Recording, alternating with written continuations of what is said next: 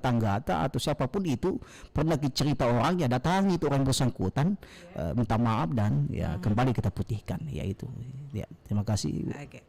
Baik, tadi banyak poin yang saya dapatkan, ada 3 ini poin. Yang pertama, Pak Ustadz, kita harus bersyukur karena kita masih diberikan nikmat sehat oleh Allah Subhanahu wa taala.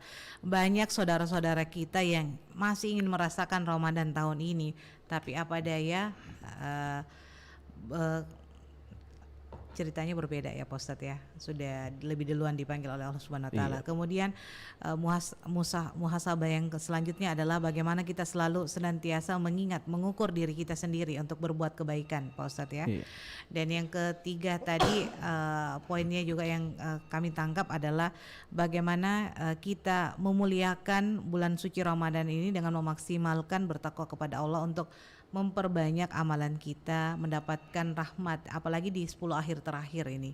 Memburu Lailatul Qadar ya. Bukan memburu baju baru Pak Ustadz ya. Ini konteksnya harus dibedakan gitu ya Pak Ustadz ya. Memburu Lailatul Qadar ya, bukan memburu baju baru. Baik, untuk Anda pendengar silakan yang ingin bergabung di 0821333940, 081244239440. Pak Ustadz, kita langsung sesinya terima penelpon terus kita jawab ya pertanyaannya Pak Ustadz ya. Silakan. Baik, untuk Anda pendengar silakan dicoba kembali di 0821333940 ini di titian ilahi tentang muhasabah dan memantapkan amalan di bulan suci Ramadan. Saya ke ujung telepon dulu. Assalamualaikum warahmatullahi wabarakatuh.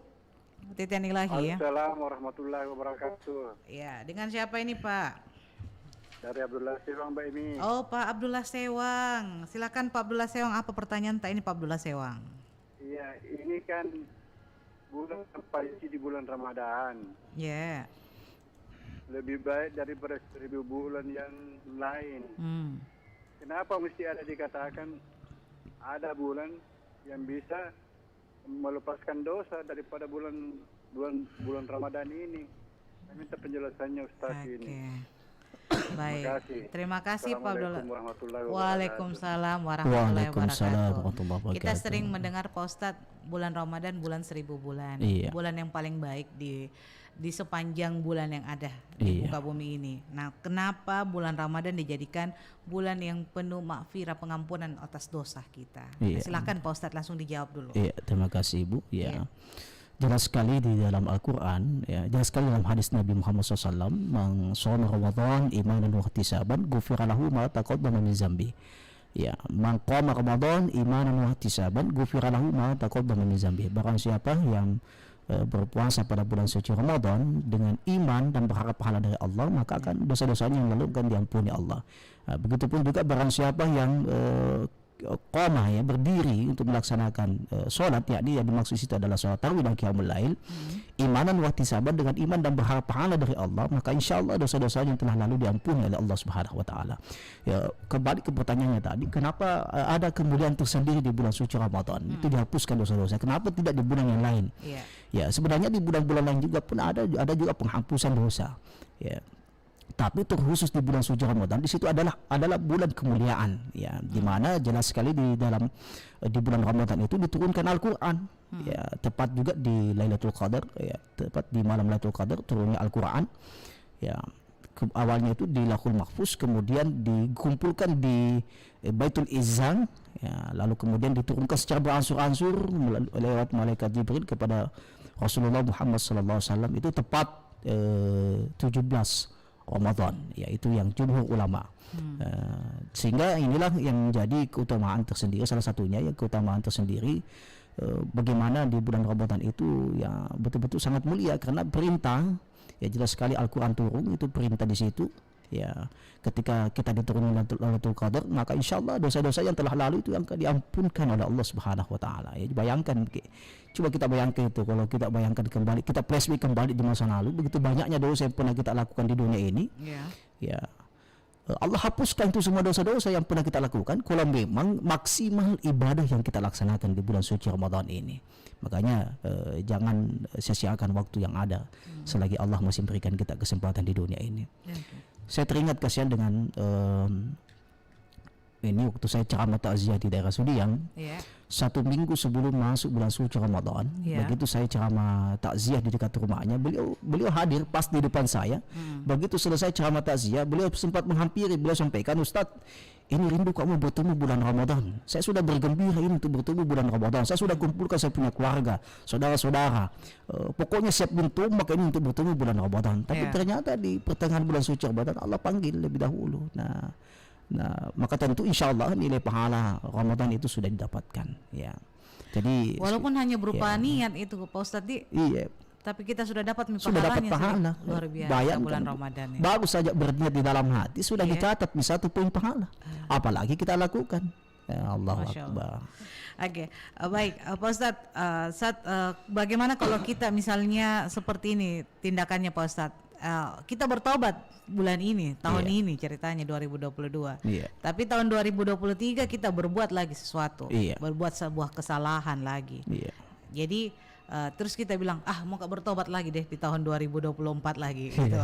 Jadi sistem buka tutup selesai nih Pak Ustadz. Allahu Akbar. Bagaimana ini Pak Ustadz? Bisa tidak? Iya. Itu kira-kira Allah tidak merasa dipermainkan itu kalau seperti itu Pak Ustadz? Betul. Silakan Iya, Pak Ustadz. iya, terima kasih Bu. Ya, sebenarnya tergantung pada niat. Innamal a'malu binniyat, segala sesuatu itu tergantung pada niat.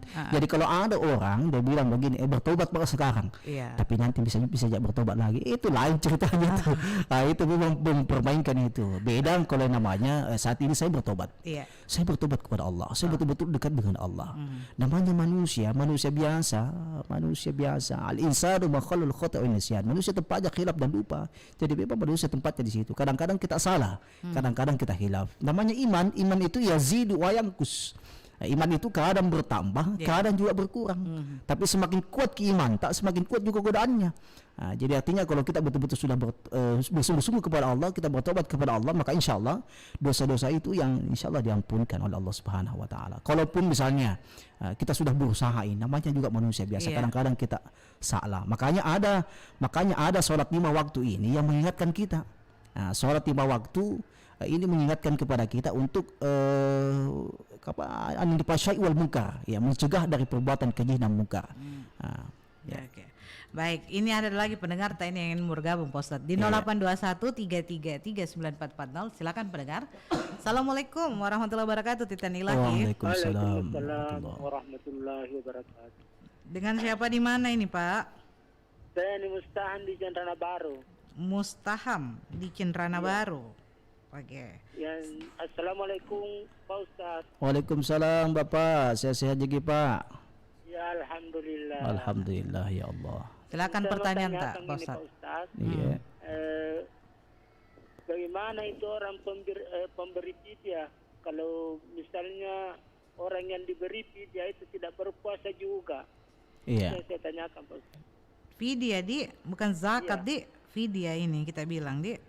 Iya fidyah. Fidyah. Kalau Oke. orang yang diberi fidyah itu tidak berpuasa juga. Tidak puasa. Iya. Oke. Itu saja pertanyaan tak Pak Mustaham? Ya. Itu saja pertanyaan tak? Yang kedua. Oh masih ada. Ya silakan. Karena saya sekali salat tarawih ke masjid, Mm-mm. ternyata saya terlambat. Kukira orang itu baru mau salat isya, ternyata dia berdiri mau salat tarawih. Ah, Iya. bagaimana hukumnya? Saya bingung pada waktu itu karena kira-kira tidak bisa didahulukan itu salat tarawih dengan salat isya. Itu Oh saya begitu. tanyakan, Pak Yang Ustaz. mana Iya. didahulukan tawa? Oke baik. Terima kasih Pak Mustaham. Ya, Atas pertanyaan. sama-sama. Iya, assalamualaikum. Baik Pak Mustaham ini di Cendrana Baru. Agak jauh-jauh juga ini sedikit Pak Ustadz. Bagaimana orang yang kita berikan fidyah tetapi tidak puasa? Nah, Itu itu, satu. iya. Terus yang kedua, pada saat dia mau sholat, niatnya pergi tarawih di masjid tapi dia kira sholat isya, ternyata dia terlambat ini sholat Terlambat, isyanya. iya. Jadi orang sudah semua siap untuk sholat tarawih ini Pak Iya, Ustadz. Gimana ini? Iya, oke, terima kasih Ibu pertanyaannya. Terima kasih pertanyaannya Bapak. Pertama, kita memberikan fidyah kepada orang yang tidak berpuasa. Ya, seharusnya kan tepat sasaran. Ya, artinya kita membayar fidyah ini ya sebagai pengganti puasa, tapi ternyata orang yang kita berikan ini adalah orang yang tidak puasa. Sebaiknya adalah orang yang berpuasa. Kita lihat harus tepat sasaran. Dia jangan sampai dia juga orang mampu. Itu juga kita perhatikan. Jangan sampai ini orang sehat bisa mencari nafkah dan sebagainya.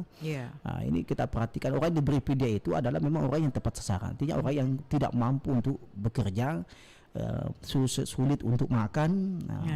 Tapi sebenarnya tidak ada penjelasan tepat terkait dengan orang mampu atau apa dia berpuasa tidak berpuasa, tapi sebaiknya ya, orang yang berpuasa. Tapi kan kita tidak tahu mana orang yang berpuasa, mana yang tidak puasa. Hanya kita melihat dari segi sosialnya orang, kita lihat kondisi orang lain, kita lihat dia kurang mampu ya kita berikan. Tapi sebaiknya kalau ada orang dekat kita, ada orang yang kita tahu ini orang aktif di masjid, rajin di masjid, tapi orang kurang mampu kasihan. Nah itu orang kita bantu ya seperti itu ya. Kemudian yang kedua yang mana diutamakan? Mana yang diutamakan? Sholat tarawih dengan sholat isya. Sebaiknya sholat isya, sholat isya karena itu yang wajib. Sholat tarawih, sholat sunnah. Namun kondisinya kan berbeda. Artinya kita datang ke masjid dengan niat untuk sholat isya, tapi ternyata lewat di sholat isya masuk di sholat tarawih.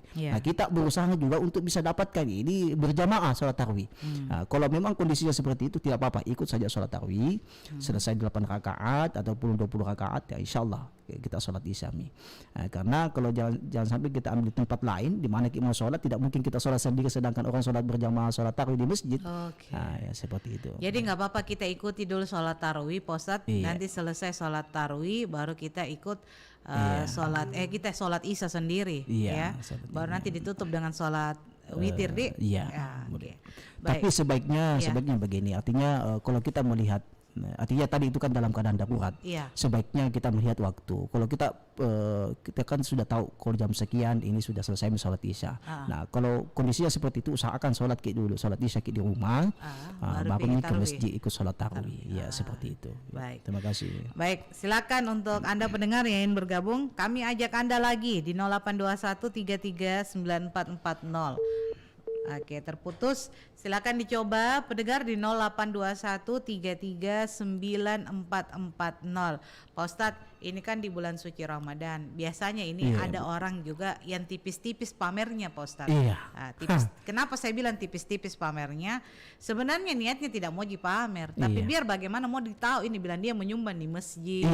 Dia habis kasih makan orang itikaf di masjid atau habis melakukan kebaikan begitu, Pak Ustadz. Tapi tipis-tipis disampaikan ke orang-orang. Ini bagaimana tetap dapat ini kira-kira dia tetap didapat amalannya kah atau bagaimana ini Pak Ustadz? Ya ini kan tergantung pada niatnya setiap orang. Kembali lagi bahwa niat seseorang. Ada orang yang bersedekah memang ya dengan terang-terangan, artinya sebagai bentuk motivasi. Ada juga orang yang tidak mau dibilang, artinya dia secara sembunyi-sembunyi, artinya ya hamba Allah istilahnya begitu, hamba Allah. Ada juga orang memang memancing, karena dia melihat mungkin di sekitar banyak orang berada tapi tidak pernah dilihat dari yang tergerak. Tidak ada yang tergerak untuk menyumbang. Kita lihat kondisi masjid masih seperti itu saja. Padahal bisa dibilang ya lumayanlah rezeki yang dititipkan Allah sama dia. Untuk injakkan kaki ke masjid saja sulit, apalagi untuk menyumbang. Nah, mungkin ada seseorang yang mencontohkan dirinya, taruhlah dia dari keluarga dia dari orang sederhana. Dia menyumbang sengaja memang disebut namanya, sebagai bentuk motivasi kepada yang lain. Artinya saya saja ini yang biasa-biasa ini menyumbang mana kita ini. Ya itu artinya kembali pada niatnya. Tapi kalau ada orang yang memang niatnya dia mau bersedekah, tapi niatnya memang mau jadi bilang, mau sebut namanya, itulah itu hilangin pahalanya itu. Hilangin pahala semua. Hilang pahalanya. Biar satu saja didapat, tidak ada itu kira-kira Allah Akbar ya, karena niatnya sudah lain. Tetap dia bersedekah, tapi nilai itu yang hilang. Ya, karena ya masuk dalam bentuk riya. Makanya sifat kesombongan pada diri kita itu harus dihilangkan, harus disucikan. Bagaimana caranya? Ya ucapkan kalimat-kalimat zikrullah. Kasih pula ke zakat fitrah. Nah, kasih pula zakat fitrah. Dengan zakat fitrah itu insyaallah yang mensucikan kita punya jiwa. Karena kita manusia ini ya hayawanun natik, manusia ini ya mungkin ada sifat-sifat hewan pada diri kita, itulah yang insyaallah akan dikikis dan dibersihkan. Baik. Kami ajak Anda pendengar di 0821339440. Assalamualaikum warahmatullahi wabarakatuh. Titian Ilahi. Waalaikumsalam. Titian Ilahi Mbak Eni. Iya, dengan siapa di mana ini Mbak Ica kayaknya ini ya? Ica, iya. Iya, silakan Mbak Ica pertanyaannya. Ica di Bone. Masalah video Mbak Eni boleh nggak? Boleh, silakan tentang video. Masalah ini kan Mama puasanya cuma 15 hari Mbak Eni, soalnya kan sudah nggak kuat gitu ya, sakit, Iya. sakit jantung juga. Iya. Aku mau nanya itu kalau 15 hari videonya berapa gitu Mbak Eni? Iya. 15 hari soalnya berkali ini Iya. Mama video, kalau sebelumnya puasa terus paling cuma 3 gitu, tapi diganti. Kalau ini kayak nggak kuat lagi, diganti kali 15 hari gitu. Kalau 15 hari bayarnya, dan kalau bayar itu sebelum apa sesudah sholat id Mbak Eni? Oke, sebelum atau setelah sholat id katanya Pak Ustadz. Iya. Baik, itu saja pertanyaan tak? Itu aja. Oke, terima kasih Ica. Assalamualaikum. Waalaikumsalam warahmatullahi wabarakatuh. wabarakatuh. Ibunya tidak kuat lagi untuk berpuasa Pak Ustadz. Hanya hitungannya cuma 15 hari ini Pak 15 Ustadz. hari. Ya. Iya. Allahu Nah, kalau Akbar. 15 hari fidyahnya katanya hitungannya seberapa banyak yang Iya. harus dibayar ini. Kemudian dibayarkannya sebelum atau sholat id, setelah sholat id katanya. Iya. Silakan Pak Ustadz. Oke ya, terima kasih, bagus sekali pertanyaannya. Terkait dengan membayar fidyah, ini perbedaan pendapat ulama. Ada ulama mengatakan ya dengan bukan hanya fidyah tapi juga dengan berpuasa, bayar qada dengan fidyah. Ada juga ulama yang fidyah saja, artinya kalau tidak mampu seperti ibunya tadi lagi sakit, ya artinya tidak memungkinkan untuk berpuasa, ya maka diganti dengan fidyah. 15 hari tidak berpuasa, maka 15 satu hari itu dihitung dengan fidyah, taruhlah kasih makan orang yang hitungan 20.000 lah ya mungkin ya untuk makanan di warung itu ya. Satu porsi hitungan 20.000. Kalau mau kasih lebih bagus lagi. Itulah yang minimal mungkin ya 20.000 satu hari kali mungkin 15 hari. Ya bisa lebih bagus kalau masih di bulan suci Ramadan. Nah, tapi kalau tidak mampu nanti dan di bulan suci Ramadan bisa juga, boleh juga.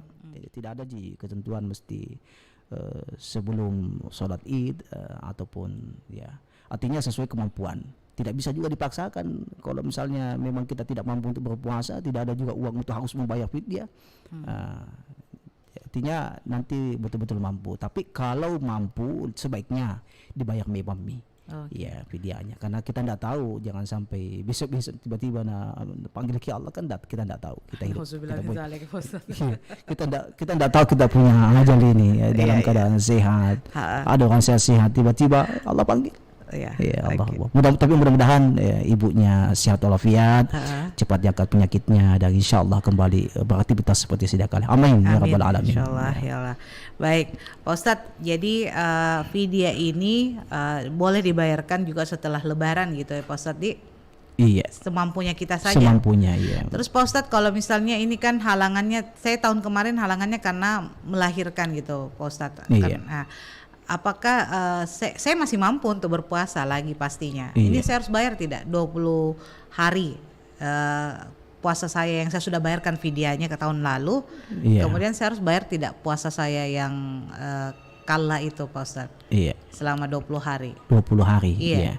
Kalau ini kan ada ulama mengatakan mesti dengan qada dengan fidyah. Iya, ada juga kalau tidak mampu mungkin berpuasa ya cukup fidyah saja. Artinya kita lihat kondisi, kalau masih mampu berpuasa kita puasa Bu. Apalagi masih sehat ya, masih bugar, beda dengan orang tua rentah yang sulit untuk berpuasa, makanya orang seperti itu yang cukup dengan fidyah. Oke. Jadi boleh ya dibayar kodenya ya Pak Ustadz ya. Yang lebih penting bagus lagi. Walaupun mungkin harus digabung dengan kala tahun ini misalnya, tidak apa-apa Pak Ustadz ya. Tidak apa-apa Bu. Tidak apa-apa ya. Selagi masih ada kesempatan untuk membayar itu ya dibayar. Jangan ditunda-tunda karena kadang-kadang ada orang dia bilang nanti deh masih ada waktu. Kita tidak tahu kita punya. Oke, baik. Silakan pendengar di 0821 333 9440. Ini ada yang bertanya lewat WhatsApp ini. Assalamualaikum warahmatullahi wabarakatuh Pak Ustadz. Waalaikumsalam. Dalam warahmatullahi Al-Quran ada surah Al-Luqman. Pertanyaannya, siapa sebenarnya Luqman ini? Nabi kah atau siapa hingga diabadikan dalam Al-Quran? Iya. Dari Ari. Ya, Luqman Iya. Hakim. Ya, Luqman itu diabadikan dalam Al-Quran. Iya. Beliau seorang yang luar biasa. Beliau orang yang jujur, ya bukan dari kalangan Nabi, tetapi beliau termasuk gurunya Nabi. Saya tidak tahu, saya kurang tahu lagi Nabi siapa, tapi yang jelas beliau hidup di masa para Nabiullah. Tentu ada keistimewaan tersendiri sehingga diabadikan di dalam Al-Quran. Ya, ya, artinya bisa dicek di dalam Al-Quran siapa beliau, Luqmanul Hakim. Ya, jelas sekali dalam surah Luqman.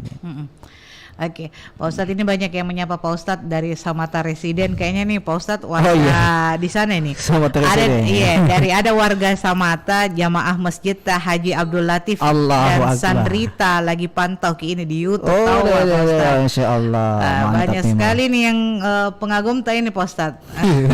Yang nak baca Iya. masjid saya itu. Iya, dia memantau semua lewat akun YouTube-nya, lagi streaming ini RRI. Ada Agus Herli, ada Pak Syahrul Gunawan, ada Pak Arya di Samata Residen. Kemudian ada Bara Zikri As-Sohbar Sirgar, Pak Taufik Sirgar ini. Pak Taufik Samata Sirgar. 1 hadir Pak Ustadz katanya. Wah, di absen ke semua ini warga Samata. Kalau Pak Taufik Sirgar ini Bu, ini Iya. Pak Taufik Sirgar ini nih titisannya Bilal bin Rabah. Allahu Akbar. Terus apa nih lagi? Oke, ada yang bertanya lagi nih Pak Ustadz. Rencana mau kasih apa nih, tetangga yang rajin puasa tapi kayaknya kurang mampu, nggak apa-apa ya Mbak Emi ya, kasih tetangga aku untuk bayar video. Oh, yang tadi lanjutannya Pak Ustadz, Ibu Ica. Katanya dia mau kasih ke tetangganya untuk pembayaran videonya. Tetangganya itu kurang mampu kelihatannya, tidak apa-apa katanya. Ya itu lebih bagus. Lebih bagus Itu ya? lebih bagus. Artinya orang terdekat dulu kita kasih. Kalau ada orang terdekat kita kasih yang membutuhkan, kenapa harus cari orang jauh-jauh? Ya. Berbicara tentang orang terdekat Pak Ustadz, saya pernah dengar ini untuk pembayaran zakat fitrah. Kita cari orang terdekat tak. Saya kebetulan punya sepupu satu kali itu sudah yatim piatu Pak Ustadz. Apakah boleh saya membayarkan zakat fitrah saya ke dia, ke mereka, ataukah harus saya mencari orang luar di sekeliling lingkungan tempat tinggalku gitu? Terkait dengan orang dekat kita dengan zakat fitrah. Ini kan sudah diatur di Basnas, Badan Amil Zakat Nasional. Tentu ada UPZ setiap masjid-masjid atau pengelola zakat. Ada berbagai lembaga juga, ada ormas yang mengelola zakat. Tentu harus dibawa naungan Basnas, Badan Amil Nasional. Tentu orang-orang yang kita lihat di sini itu memang harus jelas, ya artinya sudah terdata memang. Jangan sampai kita juga berikan orang terdekat kita ternyata double kita dapat juga dari orang lain. Ya, tapi sebenarnya begini, lebih bagus kalau kita terkoordinir. Kita bayarkan zakat fitrah kita ke masjid terdekat yang pengelola, kemudian kita serahkan sepenuhnya kepada pengelola. Tentu mereka tahu, kecuali misalnya kita tahu bahwa ada keluarga kita ini kasihan, seharusnya dia dapat zakat fitrah, tapi ternyata dia tidak didata, ternyata dia selama ini tidak pernah dapat. Nah itu yang perlu kita perhatikan juga. Baik, jadi kita percayakan kepada Basnas ataupun juga mungkin dompet duafa atau dan lain-lain sebagainya di lembaga-lembaga yang berkaitan, karena didata siapa-siapa yang berhak untuk mendapatkan zakat fitrah. Karena begini Bu, kalau orang berpikir perorangan misalnya begini, ibu saya punya keluarga yang kurang mampu misalnya, kita masing-masing per orang ini kasih orang yang saudara-saudara kita. Bisa jadi dia juga dapat dari orang lain. Akhirnya ada yang tidak terdata, akhirnya ada yang terdata tidak dapat. Karena artinya bertumpuk ke situ. Lebih bagus kalau kita serahkan ke pengelola langsung, UPZ. Baik. Lanjut ini untuk Anda pendengar, silakan, masih tersisa 10 menit lagi, kita di 0821339440. Assalamualaikum warahmatullahi wabarakatuh. Titian Ilahi. Waalaikumsalam warahmatullahi wabarakatuh. Dengan siapa di mana nih Pak? Dengan Zulkifli di Sulbar. Pak Zulkifli di Sulbar. Masya Silakan Allah. Pak Zulkifli, pertanyaan Anda. Assalamualaikum Ustaz. Waalaikumsalam warahmatullahi wabarakatuh ya Pak. Sehat Ki Pak. Ya, alhamdulillah. Alhamdulillah. Ini saya mau tanya ini Pak Ustaz tentang penerima zakat fitrah Kan kalau tidak salah di situ ada salah satunya yang penerima itu orang-orang yang sedang menuntut ilmu. Iya, fisabilillah. Iya. Ya, yang jadi pertanyaan saya di sini, apakah itu orang-orang yang menuntut ilmu yang keluar daerah, atau kan misalnya ada juga yang di tempat saya ini ada pondok pesantren. Iya. Itu juga banyak orang-orang yang menuntut ilmu di situ. Iya. Apakah itu hanya yang keluar daerah atau berlaku untuk semua yang sedang menuntut ilmu? Iya. Dan kemudian apakah yang si penerima ini berlaku untuk semua kalangan? Dalam artian begini, kan ada juga orang-orang yang berasal dari keluarga Mampu. orang-orang berada. Iya. Ya. Apakah itu semua masuk dalam kategori penerima atau hanya yang berasal dari keluarga yang kurang Tidak mampu. Iya. Iya, Iya. baik. Ya. Itu saja Kemudian pertanyaannya, yang Pak. Ya, silakan. Kemudian yang terakhir Hmm. tentang seorang mu'allaf ini, Pak Ustadz. Iya. Mualaf ya. Apakah seseorang yang mu'allaf itu sampai kapan disebut sebagai seorang mu'allaf? Apakah ada batas-batasan tertentu atau seperti apa, Pak Ustadz? Iya. Ya, itu yang saya tanyakan, Pak Ustadz. Ya, Oke. saya selalu buat Pak Ustadz juga buat Baik. Mbak Emi ya. Iya. Saya selalu buat- Terima kasih Pak Zulkifli. Ya. Iya, sehat Ki. Assalamualaikum warahmatullahi wabarakatuh. Waalaikumsalam Waalaikumsalam warahmatullahi warahmatullahi wabarakatuh. wabarakatuh. Selamat menantikan Ya, juga oke. buka puasa ini Pak Zulkifli di Sulbar. Fisabilillah, orang-orang yang menuntut ilmu, kategorinya Iya. yang bisa dapat zakat fitrah yang menuntut ilmu itu yang seperti apa Pak Ustadz? Iya, Kemudian oke. untuk mualaf, seseorang yang mualaf, batas tertentunya itu seperti apa kalau dikatakan dia seorang mualaf? Gitu. Iya. Ya, Oke. itu tadi Iya, dua kategori pertanyaannya. Silakan Pak Iya. Ustadz, langsung saja. Ini yang pertama apa tadi? Tentang fisabilillah, Fisabilillah, orang yang ya, menuntut orang ilmu, yang menuntut ilmu ya. keluar daerah. Jadi orang yang menuntut ilmu bukan hanya orang yang keluar daerah, tetapi Iya. orang-orang di dekat kita lagi, apalagi orang-orang yang tidak mampu. Ya, apalagi orang tidak mampu. Iya. Karena banyak juga di pesantren itu orang-orang tidak mampu. Ada tidak mampu, termasuk ada tempat saya, yayasan saya. Sudah dalam bentuk yayasan, namanya Yayasan Al-Hikam Al-Wasatiyah Indonesia, itu letaknya di samping Rujab Goa. Iya. Kurang lebih 70 orang santri kami, ada juga yang yang kurang mampu. Kalau kita artinya kalau kita fasilitasi mereka, insya Allah Allah berikan yang terbaik untuk kita. Terkait dengan siapa saja yang boleh. Iya. Tentu fisabilillah di sini kita melihat juga kondisi. Kalau misalnya dia dari keluarga mampu, dari keluarga mampu, tapi tidak pernah berharap dari orang tuanya. Artinya dia berjuang sendiri, itu boleh kita bantu. Karena saya juga begitu dulu. Oh, jadi Ya. dia mandiri ceritanya, Ya, mandiri. mandiri. Jadi tidak bergantung kepada Tidak keluarga. bergantung sama orang tua. Orang tua. Meskipun orang tuanya mampu, Iya. tapi kita lihat misalnya kan banyak juga itu seperti mahasiswa ya, mahasiswa kuliah di Kota Makassar dari daerah, Iya. kemudian tinggal di masjid, jadi muazzin, kemudian jadi marbot dan sebagainya. Orang seperti ini juga boleh kita berikan zakat, termasuk juga fisabilillah.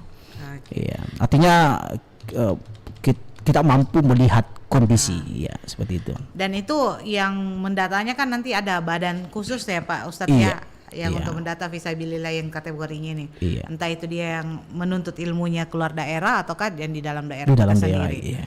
Oke, baik. Kemudian yang kata mualaf ini Pak Ustadz, ada Iya. seseorang yang mualaf. Nah, batas tertentu mereka untuk menjadi seorang mualaf itu apa Pak Ustadz? Iya. Selain mengucapkan dua kalimat syahadat. Iya betul. Mu'allaf ini kadang-kadang yang ada dalam pikiran kita, mu'allaf ini adalah orang yang dulunya non muslim, kemudian masuk agama Islam. Iya. Ya. Mu'allaf juga itu termasuk orang yang tidak paham. Artinya orang yang jauh dari ilmu agama, kemudian dia hijrah. Hijrah bukan dalam arti hijrah nanti berubah dengan stylenya, bukan. Iya. Artinya hijrah itu orang betul-betul banyak mendekatkan diri sama Allah, menjauhi larang-larangannya dan melaksanakan segala perintah Allah. Kemudian baru dia paham tentang Islam. Dia banyak mendekatkan diri kepada Allah. Ini termasuk ilmu mu'allaf. Jadi ya bukan hanya mu'allaf yang dimaksud di situ adalah orang yang baru masuk Islam, ya, tetapi ya orang muslim pun tetapi mereka jauh dari pemahaman agama, kemudian baru belajar agama, baru mempermantap agama, itu termasuk mualaf. Ini perlu kita bantu juga supaya dia paham ternyata agama Islam ini perhatiannya luar biasa, suka memberi, suka berbagi. Ya seperti itu. Jadi tidak paham ilmu pun dia mengakunya agama Islam, tapi tidak banyak ilmu Islam yang dia tahu. Artinya jauh sekali. Kita lihat perilakunya dan sebagainya. Begitu dia. Seakan-akan dia tidak punya agama, begitu Pak Ustaz. Iya betul. Tapi agama dari lahirnya itu Islam. Dalam KTP. Islam. betul. Jadi ini kategori mualaf juga, Di. Masuk kategori mualaf. Ini saya dapatkan ini waktu kemarin kebetulan saya juga didaulat sebagai dai Basnas Kota Makassar. Kemarin sempat mengikuti kegiatannya dan ini dijelaskan langsung oleh Gurda Ustaz Azhar Tabanggong. Oke. Pak Ustadz, ada pertanyaan dari Syahrul Gunawan ini. Saya kira artis ini Syahrul Gunawan. Assalamualaikum warahmatullahi wabarakatuh. Bagaimana kalau di sekitar kita tidak ada panitia pengumpulan zakat, Pak Ustadz? Sehingga kita kesulitan mencari tempat pengumpulan zakat. Bagaimana itu, Ustadz? Dan kalau langkah yang diambil langsung saja mencari yang kurang mampu, dan ketika tidak menyerahkan langsung tidak menyerahkan secara langsung, apakah itu sah? Maksudnya bukan dia yang kasih, mungkin diwakili diwakili mungkin oleh kakaknya kah, tapi kakaknya yang dapat orang tidak mampu. Ini sah atau tidak hitungannya? Itu sah. Iya. Jadi sebenarnya begini. Kebetulan Syahrul Gunawan ini ketua remaja masjid yang saya tunjuk kemarin. Ini masjid saya. Allah Akbar. Memang di masjid kami ini baru 2 tahun, baru 2 Ramadan, alhamdulillah. Namun kekurangannya sebenarnya karena saya sulit sekali ada waktu untuk di kompleks karena memang dari mulai subuh itu saya sudah terjadwal memang keliling ceramah. Jadi kekurangannya mohon maaf untuk seluruh jamaah Masjid Haji Abdul Latif karena sampai saat ini belum kami bentuk UPZ-nya. Tapi insya Allah yang mudah-mudahan tahun depan ya ada di antara kita yang siap untuk menjadi pengelola yang siap menjadi pengurus pengelola zakat. Baik. Jadi pertanyaannya tadi bagaimana tidak ada kalau tidak ada badan zakat tempat pengumpulan zakat katanya dekat sekitar, kemudian mau disalurkan kemana? Kalau saya pakai aplikasi saja, langsung saja. Pakai aplikasi mungkin lebih gampang. Silakan Pak Ustadz, mungkin ada penjelasan lebih rinci Pak Ustadz. Ini kan ada masjid di dekat rumah kita, ada Masjid Khairul Ummah. Dan di situ jelas mereka mendata, mereka sudah tahu siapa-siapa yang memang berhak untuk mendapatkan zakat. Nanti di situ kita lihat siapa-siapa yang terdata. Kalau kita misalnya kita melihat ada di sekitar kita yang tidak terdata, ini boleh kita serahkan secara langsung, tapi insyaallah ke depan ini tanggung jawab saya sebenarnya ini. Tapi insyaallah kami akan tetap laporkan nanti secepatnya. Saya akan laporkan ke Badan Amil Zakat Kabupaten Goa untuk ditindaklanjuti. Pak Ustadz, apakah syarat penerima zakat di bulan suci Ramadan itu mereka harus tidak kategori dengan gangguan jiwa? Gitu Pak Ustadz, karena biasa di sekeliling kita itu banyak yang gangguan jiwa kemudian miskin gitu ya. Nah, apakah itu bisa diberikan juga zakat? Termasuk karena artinya dia kan sebagai manusia manusia hanya saja punya keterbatasan namanya ini kehendaknya Allah. Kalau memang kita lihat yang kurang yang sakit jiwa ini tidak diperhatikan sama keluarganya, siapa lagi memperhatikan kalau bukan kita sebagai sesama manusia? Jadi boleh ya Pak Ustadz ya. Baik. Silakan untuk Anda 082133394440. Judulnya ini muhasabah dan memantapkan amalan ya di bulan suci Ramadan, tapi lebih banyak yang berbicara tentang zakat gitu. Oke. Apakah Anda sudah muhasabah di bulan Ramadan ini pendengar? Silakan di 082133394440 ya. Kami berikan kesempatan buat Anda untuk berinteraksi langsung dengan kami di 082133394440. Baik, Pak Ustadz, mungkin dari saya juga ini Pak Ustadz yang ingin menanyakan bahwa cara kita untuk muhasabahkan diri kita di bulan suci Ramadan ini, pastinya kita saya pribadi biasa mengukur bahwa aduh Ramadan tahun ini saya banyak kebobolan ini, kebobolan tarwihnya, kebobolan mengajinya, Iya. Seperti itu. Ada kesadaran Iya. seperti itu, Pak Ustadz. Nah, apakah itu termasuk saya sebagai manusia biasa ini mengukur diri saya bahwa oke, batasan saya seperti ini, saya tidak boleh seperti ini. Iya. Seperti tahun kemarin misalnya, saya harus lebih baik lagi di tahun mendatang begitu. Gimana nih Pak Ustadz? Apakah itu juga salah satu bentuk gitu muhasabah kita untuk setiap bulannya di Ramadan? Silakan. Iya, terima kasih. Itu sudah muhasabah, Bu. Artinya kita ini alhamdulillah kalau kita masih bisa diingatkan. Ini kan sekarang kita sudah berada di 27 Ramadan ya. Artinya kita sudah berada di penghujung, tentu kita harus muhasabah. Belum maksimal ibadah yang kita lakukan. Berapa banyak kita khatamkan Al-Quran, berapa banyak kita bersedekah berbagi kepada orang-orang yang membutuhkan, berapa kali kita khatamkan Al-Quran, berapa banyak sholat sunnah yang kita laksanakan. Kalau kemarin di 2 bulan suci Ramadan ya masih bisa dihitung mungkin, sholat duha, sholat tahajud. Kalau di bulan Ramadan usahakan perbanyak amalan-amalan, tak perbanyak sholat sunnah. Nah, sholat sunnah yang kita laksanakan di bulan suci Ramadan itu sama nilainya ketika kita sholat fardu di luar bulan suci Ramadan. Allahu Akbar. Baca Al-Quran, satu huruf saja yang kita baca di bulan suci Ramadan sama nilainya ketika kita baca satu ayat di luar bulan suci Ramadan. Allahu Akbar. Jadi Allah berikan lebih dari itu. Jadi alhamdulillah kalau masih di akhir ini belum kita sudah di penghujung tapi masih ada kesempatan kita muhasabah diri kita perlu lebih permantap lagi diri kita permantap kita punya ibadah, lebih banyak mendekatkan diri kepada Allah dan menjauhi larangannya, banyak memaksimalkan ibadah, maka insyaallah apa yang kita harapkan insyaallah ya Allah ijabah itu kita punya doa, kemudian pahala kita dilipat gandakan, kemudian dosa-dosa akan diampuni insyaallah. Insyaallah. Ya, Amin. dan memang ya harus kita lebih banyak muhasabah karena innallaha la yughayyiru ma biqaumin hatta yughayyiru ma bi anfusihim. Sesungguhnya Allah tidak akan mengubah nasib satu kaum kecuali dia mengubah dirinya sendiri. Jadi kalau kita tunggu datang hidayah, ya paling nur hidayah yang datang. Ya, seperti itu. Baik, Pak Ustadz, kita dibatasi oleh waktu. Silakan Pak Ustadz mungkin closing statement untuk judul kita muhasabah dan memantapkan amalan di bulan suci Ramadan. Apa yang menjadi catatan penting sebenarnya untuk seluruh umat Muslim yang mendengarkan saat ini Titian Ilahi. Kemudian ditutup dengan doa. Silakan. Terima kasih. Mengenai dengan muhasabah dan memantapkan diri, alhamdulillah suatu kesyukuran buat kita karena sampai saat ini kita masih bisa bergerak, kita masih bisa gerakkan kita punya tubuh, kita masih bisa bernafas. Banyak saudara-saudara kita mau merasakan ya bertemu bulan Ramadan, banyak yang ingin menikmati bulan Ramadan tapi ternyata Allah panggil lebih dahulu. Nah, kita ini masih dikasih kesempatan Allah, jadi manfaatkan waktu itu selagi Allah masih memberikan kesempatan. Jangan terlalu terlena dengan dunia, jangan terlena dengan apa yang kita lihat saat ini. Ini dunia ji, ya istilahnya dunia ji. Jadi manfaatkan waktu tak, ya manfaatkan waktu tak, ya. Tentu kalau kita manfaatkan kita punya waktu, maka insya Allah apapun yang kita harapkan, apapun yang kita inginkan, insya Allah Allah berikan yang terbaik. Kemudian memantapkan amalan, ya, pemantap amalan tak, tingkatkan kualitas ibadah kita. Ya, namanya manusia, sekali lagi manusia biasa.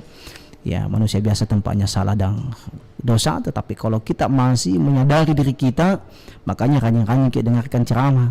Ya, datang ke masjid dengarkan ceramah, karena kadang-kadang ya dengan lewat seperti itu kita disadarkan kembali, oh ya saya banyak salah, kesempatanku tidak lama lagi.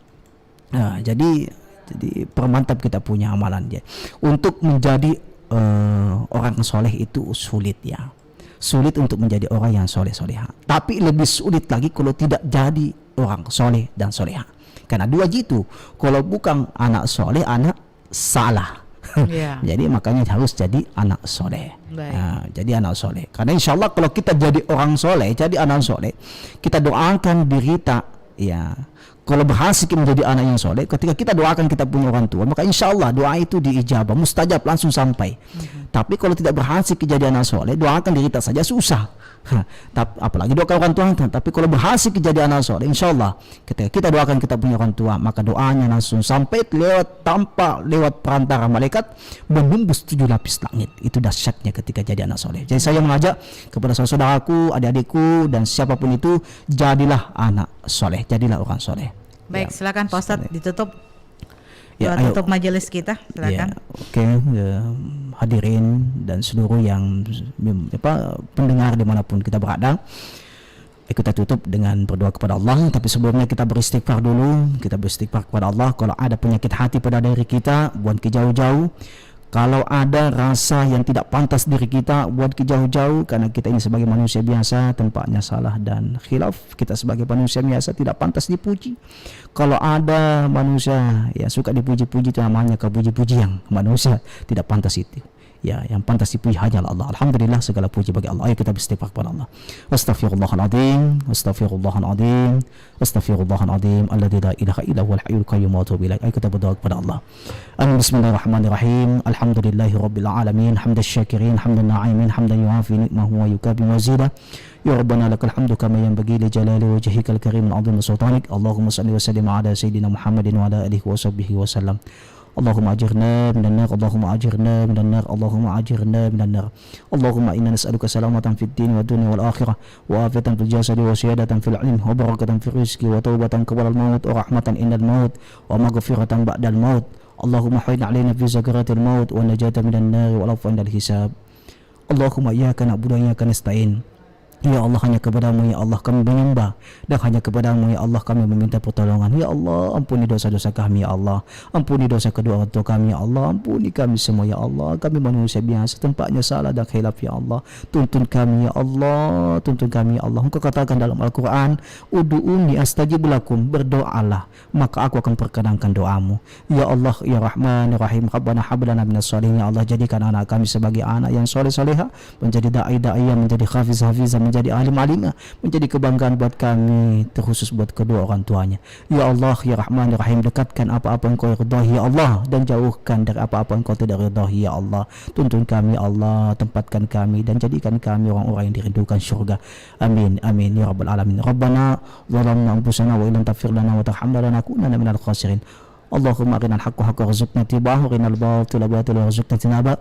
Allahumma ighfir lana wa liwalidina wa li jami'il muslimina wal muslimat wal mu'minina wal mu'minat al ahya'i minhum wal amwat, innaka sami'un qaribun mujibud da'wat wa ya qadil hajat. Rabbana atina fid dunya hasanah wa fil akhirati hasanah wa qina azabannar. Wa sallallahu ala sayyidina Muhammadin wa ala alihi wa sahbihi wasallam. Walhamdulillahi rabbil alamin. Al-Fatihah.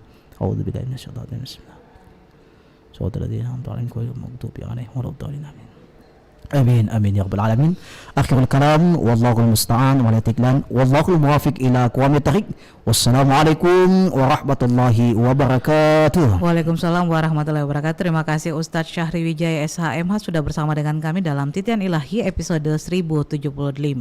Dan terima kasih pendengar untuk kebersamaannya di program acara Titian Ilahi. Saya Emi, undur diri dari ruang dengar Anda. Selanjutnya Anda akan ditemani rekan saya Melani Ahmad. Assalamualaikum warahmatullahi wabarakatuh. Menjalankan ibadah puasa Ramadan dengan penuh keikhlasan dan tawakal kepada Allah Subhanahu wa Ta'ala menjadikan hati dan jiwa lebih bersih. Saya Haja Fatmawati Rusdi, Wakil Wali Kota Makassar, mengucapkan selamat menunaikan ibadah puasa di bulan yang penuh berkah ini. Peduli ki, salamak ki, wassalamualaikum warahmatullahi wabarakatuh. Assalamualaikum warahmatullahi wabarakatuh. Ramadan Karim, Allahu Akbar. Bulan Ramadan yang penuh dengan berkah dan kebaikan. Allah Maha Pemurah. Marhaban ya Ramadan. Selamat atas datangnya bulan Ramadan. Saya Pak Eko Senior bin Haji Samsudin ST, Ketua Pens Pemerhati RRI Makassar, mewakili Pens RRI Makassar, mengucapkan selamat menunaikan ibadah puasa 1443 Hijriah. Wassalamualaikum warahmatullahi wabarakatuh. Mudikasik.com.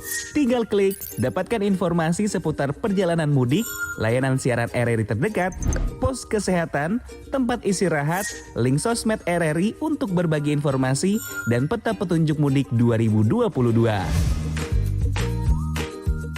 Lengkapi perjalanan mudik dengan mudikasik.com. Info terkini dari seluruh penjuru negeri, hiburan, dan berbagi informasi hanya di mudikasik.com. Mudikasik.com, mudik asik, lebaran Jalan Aman. 94,4 FM. Kanal Inspirasi. Pro 1 RRI Makassar.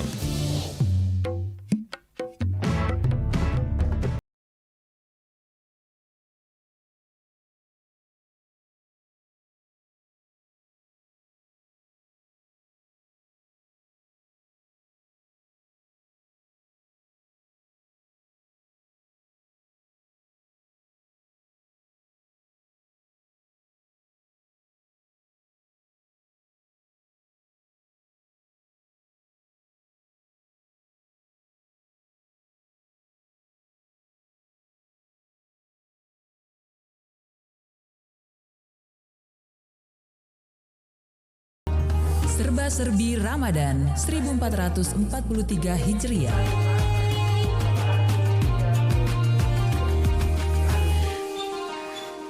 Pendengar Pro 1 dimanapun Anda berada, serba-serbi Ramadan di edisi hari ini akan menghadirkan beberapa informasi, di antaranya Komisi Informasi Publik atau KIP Sulawesi Selatan bersama Aliansi Masyarakat Sipil untuk Keterbukaan Informasi Publik menggelar buka puasa bersama dan deklarasi guna keterbukaan dan transparansi informasi.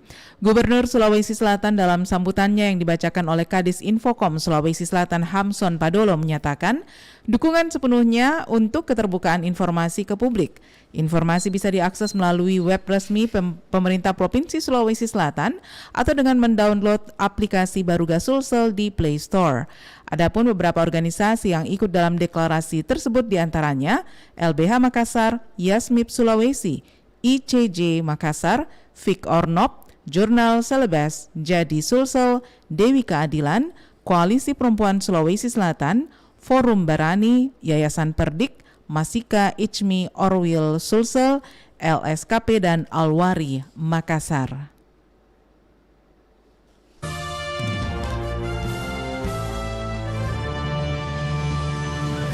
Alumni SMP Negeri 5 Makassar Angkatan 84 menggelar buka puasa bersama atau bukber dan berbagi kasih dengan guru Purna Bakti di salah satu hotel di Makassar kemarin. Kegiatan bertajuk Amaliah Ramadan itu diikuti sebanyak 9 orang guru Purna Bakti dan lebih dari 50 orang alumni SMP Negeri 5 Makassar. Salah satu guru Purna Bakti, Nur Halim, yang hadir pada acara tersebut mengungkapkan rasa bangganya kepada para alumni SMP Negeri 5 Makassar Angkatan 84. Karena mereka sudah puluhan tahun lulus dari SMP Negeri 5, namun para alumni masih mengingat para guru yang mengajar mereka ketika masih duduk di bangku sekolah. Nur Halim berharap kegiatan silaturahim seperti buka puasa bersama alumni dengan para guru tersebut digelar secara berkelanjutan. Sementara itu, Koordinator Amaliah Ramadan Alumni SMP Negeri 5 Makassar Angkatan 84 Mulyadi Wahid menambahkan, acara buka puasa dan tali kasih bersama guru Purna Bakti merupakan rangkaian acara dari Amaliah Ramadan. Sebelumnya, alumni SMP Negeri 5 Makassar Angkatan 84 telah beberapa kali melaksanakan kegiatan berbagi takjil dan juga nasi kotak kepada para pengguna jalan. Pendengar, kita lanjutkan dengan menikmati terlebih dahulu satu koleksi kami berikut ini sebelum menghadirkan laporan langsung dari reporter kami Khairuddin Borahim dan juga Fitriani Rahman dalam Serba-Serbi